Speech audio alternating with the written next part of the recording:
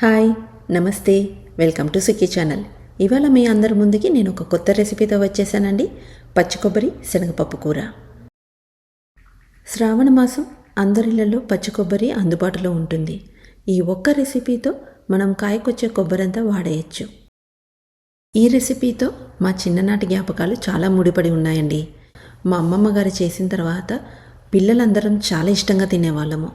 దీనికి కాంబినేషన్ రసం కంపల్సరీ ఉండాలండి. ఇవాళ మా అమ్మగారు ఈ రెసిపీ ఎలా చేయాలో చూపిస్తున్నారు. So let's get started. దీనికి కావాల్సినవి ఈ గ్లాస్తో శనగపప్పు తీసుకున్నానండి. ఒక 1 అవర్ ముందర వాష్ చేసుకొని నానబెట్టుకోవాలి. ఒక చిన్న ఉల్లిపాయ పెద్ద ముక్కలు కోసేసుకోండి. ఇలాగా ఒక 10-12 పచ్చిమిరపకాయలు చీల్చుకోవాలి. కొబ్బరి మొత్తం ఒక కొబ్బరికాయ ఇట్లా తురుముకోవాలండి.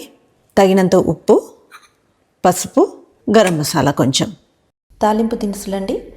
కరివేపాకు, 4 వెల్లుల్లి రెబ్బలు, ఆవాలు, జీలకర్ర, ఎండుమిరపకాయలు.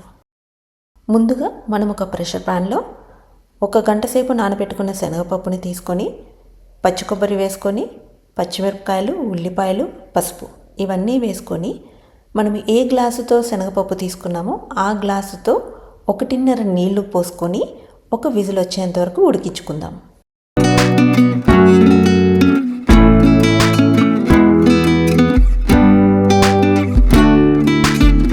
ప్రెషర్ పోయిన తర్వాత మనం కుక్కర్ మూత ఓపెన్ చేసుకొని చూసుకుందామండి.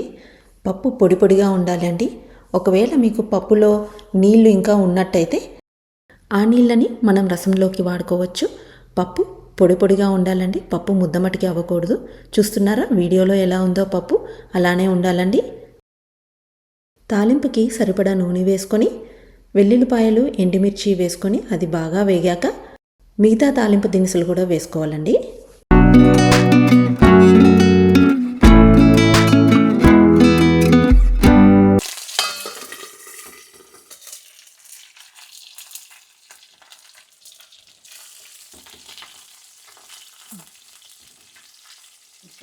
ఇప్పుడు తాలింపులో మనము ఉడకపెట్టుకున్న పచ్చి కొబ్బరి శనగపప్పుని వేసుకొని తగినంత ఉప్పు వేసుకొని బాగా కలుపుకోండి.